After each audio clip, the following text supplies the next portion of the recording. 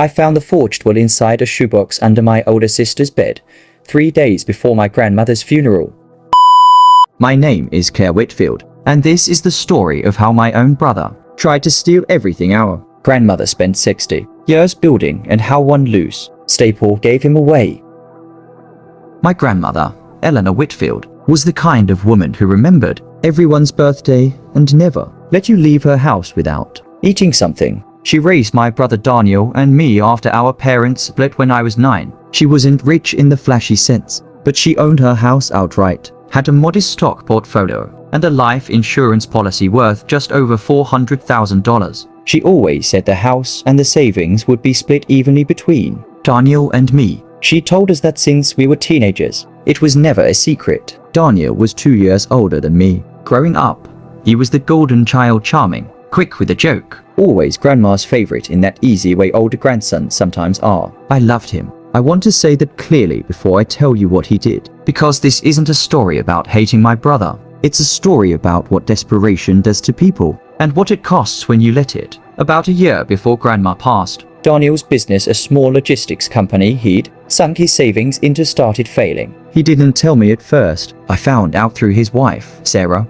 who mentioned it in passing at a family dinner. Then immediately looked like she regretted saying anything. Daniel changed the subject fast. I didn't think much of it then. Business ups and downs happen. But looking back, that was when things started shifting. Daniel started visiting Grandma more, which on its own is a good thing. I was glad he was spending time with her. She was getting older.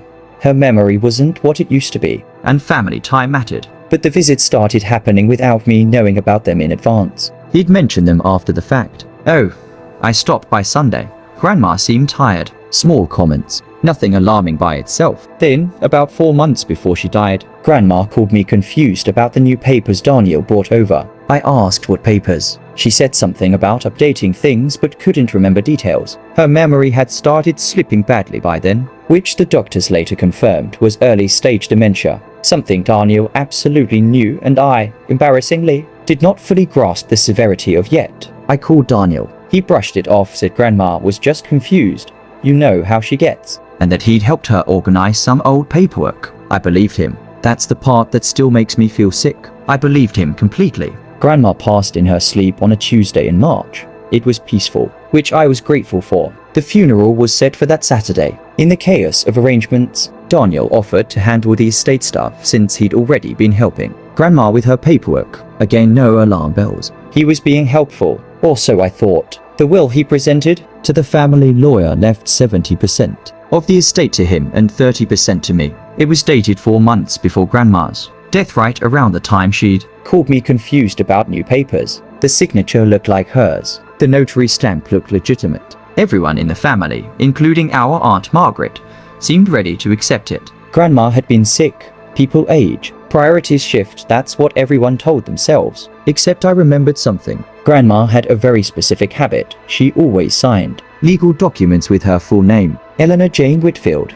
Never just Eleanor Whitfield. It was a quirk from her own mother, who drilled into her that a signature without a middle name wasn't a real signature. I'd watched her sign dozens of cards, checks, and documents over the years. Every single time, all 3 names. The forged will was signed Eleanor Whitfield. No middle name. I didn't say anything right away. I needed proof, not a hunch. So 2 days before the funeral, while Daniel and Sarah were out picking up flowers, I went to his house under the excuse of dropping off a casserole dish. I wasn't planning to search anything, but I noticed a shoebox sticking out from under the guest room bed. The door left ajar. Call it instinct, call it guilt for even considering it.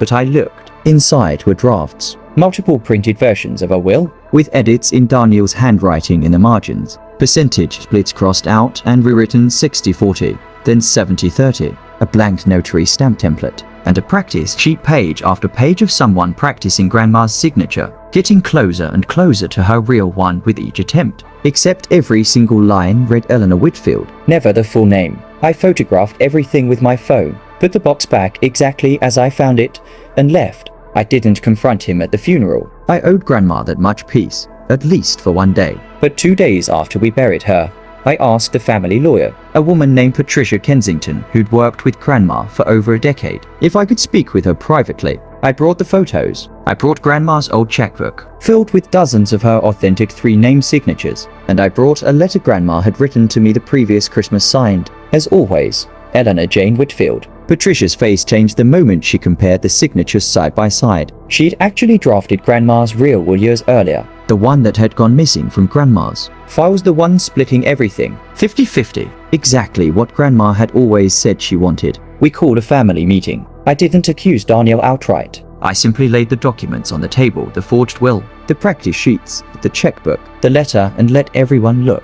Daniel's face went pale, then red. Sarah started crying before he even said a word. Our Aunt Margaret picked up the practice sheet with the repeated signature attempts and just stared at it for a long moment. You practiced her signature, she said, not a question. Daniel tried to explain the business debts, the fear of losing the house he and Sarah lived in, the belief that Grandma would have wanted him to have more anyway, because he'd been there more. But there was no explaining away a shoebox full of drafts and a stamp template. Patricia informed him, calmly and clearly, that forging a will under notary seal was a serious criminal matter, and that she was legally obligated to report the discrepancy. Daniel didn't go to prison once the original will surfaced and the forgery was confirmed. Our family lawyer, along with Daniel's own attorney, negotiated a resolution. Daniel returned the estate to the original 50-50 split, paid restitution for legal fees, and avoided formal criminal charges, partly because the family, myself included, ultimately chose not to press further. Grandma would not have wanted her grandson in a courtroom, even after what he did, but something between us broke that day, and it hasn't fully healed. We speak at holidays. It's civil. It's not what it used to be. I think about Grandma's signature a lot. 3 names, every single time, because her mother told her a signature without her full name wasn't real. In the end, that one small habit, a thing so easy to overlook, was the only reason the truth came out at all. If you're going through something like this, protect your documentation, trust specific patterns over general feelings, and don't be afraid to ask a lawyer to compare signatures side by side. It made all the difference for me. If this story hit you, let me know in the comments and subscribe for more real family stories every week.